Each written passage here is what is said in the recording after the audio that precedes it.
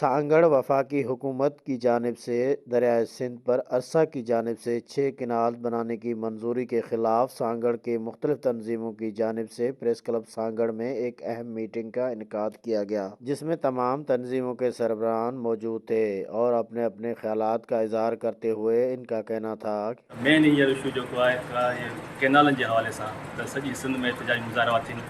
कल्ह वकील बि कराची पहुता त इन हिसाब सां पाण जो सांगड़ में हिकिड़ो एहतिजाज कयो। उन में वकीला हुजनि, सहाफ़ी हुजनि, लेक्चरार हुजनि, टोटली जेके बिरादरियूं आहिनि, सियासी पार्टियूं सभिनी हिकु गॾु करे ऐं हिकिड़ो सुठो एहतिजाज रिकॉर्ड करायूं। त हिन चयो त आउं पंहिंजा तक़रीबन 40 भरे ॾींदुसि। जंहिं अहिड़ा ई 2-3 ॿिया ज़मीनदार मिलंदासीं त तक़रीबन ॻाल्हाईंदासीं त असांजी यकीन पंहिंजे सवनि जी रैली थींदी ऐं उहो सुठो पैगाम ईंदो इंतिज़ामिया ताईं ऐं मथे लेवल ते। त उन सां सभिनी जी जेकी सलाह हूंदी ऐं सीनियर वेठा आहियो जेकी राय इहो असां सभिनि जो मसइलो आहे जेको असां सिंध में रहूं पिया, जेको असांजी सिंध जो वधीक असां वटि पाणी कोन्हे। सिंध में जेका ॾुकार पियो आहे हर साल जेको आहे अछड़े थर में ऐं जेको बि आहे नारे तां असां त पाणी त असांखे मिलियो ई कोन्हे।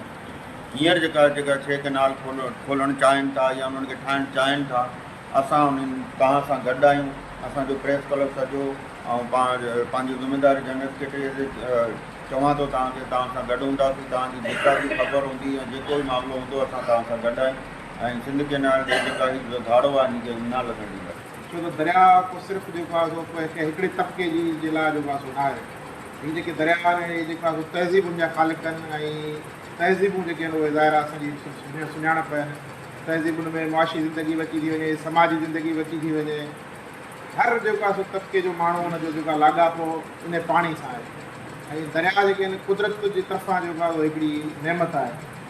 ऐं जिन क़ौमुनि वटि दरिया आहिनि उहे क़ौमूं जेके आहिनि से तव्हां ॾिसंदो त क़दीम जेके आहिनि तहज़ीबुनि जो जेको आहे इर्तिक़ाब दरिया वटि थी आहे। असां सां गॾु आहियूं। PTI हिन मामले में हमेशह सिंध सां गॾु हुई, सिंध सां गॾु आहे, हमेशह रहंदी।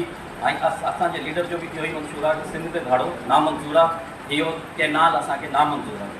इनका मजीद कहना था कि सांगड़ में भी भरपूर रैली और एहतजाज मुजाहरा करने का ऐलान करते हैं। ये इजलास दरिया सिंध पर बनने वाले 6 किनाल्स के खिलाफ अवामी सतह पर बढ़ते हुए खदशात और एहतजाजी तहरीक की तैयारियों का हिस्सा है। सांगड़ के मुख्तलिफ तंजीमों के रहनुमाओं का प्रेस क्लब में जमा होना इस बात की अलामत है कि अवामी नुमाइंदे और समाजी कारकुन इस मसले को संजीदगी से ले रहे हैं। इन्होंने अवाम को पैगाम देते हुए कहा कि एहतजाजी मुजाहरा मार्च को होने जा रहा है, जो ये जाहिर करता है कि मकामी बिरादरी अपने हकूक और पानी की तकसीम मुतल्लिक़ तहफ़्फ़ुज़ात पर मुतहद हो रही है। सागर दीन मोहम्मद बलोच, वश न्यूज़, सांगड़।